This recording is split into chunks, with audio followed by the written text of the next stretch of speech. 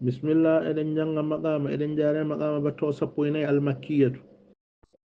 o wi o basharani weltini kam tadawu ukkugol randikum urdi moɗon bi husni e moƴƴugol almunqalabi waylitorde min indikum immorade to monɗo fastahbarnahu min kumpitinimo hina idin on sanga allubanatihi ga haaju makko linatakaffala mbelema min defto bi anatihi ballal makko faqala o wi inna li ene wodanimi ma araban ɗaɓɓande wali fataya ene wodanimi haaju wali fataya ene wodani sagatam o laban ɗaɓɓande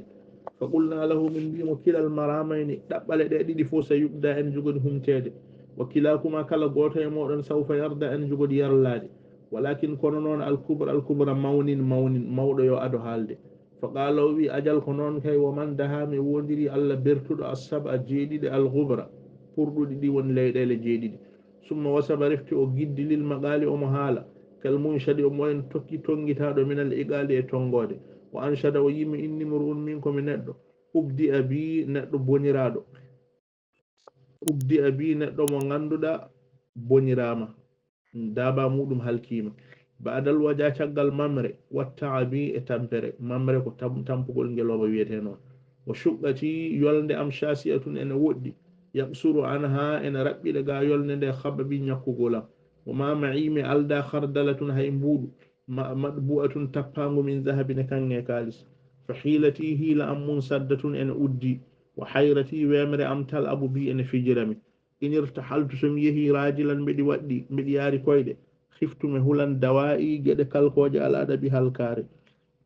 wa in takhallaftu sum lundinama an rufqati gasete daga fadan mazhabi yehir galam fa zafarati gondi am fi su fa zafarati pofali am fi suudin en jengta wa abarati gondam am fi sababin en wanjo wa antum onon muntaja woni fanditorde arraji jortido wa marma e werlorde addalabi dabbande fa hakum luhakum dokke mon mun hallatun en banjo walan hilala wana wanjugol asuhubi dule wa jarukum koddido mon fi haramin en hurma wa wafrukum dokkal modon fi harabin en boore ma laza ƴoñaki murta un ɗenƴiɗo bikum e moɗon fa khafa huli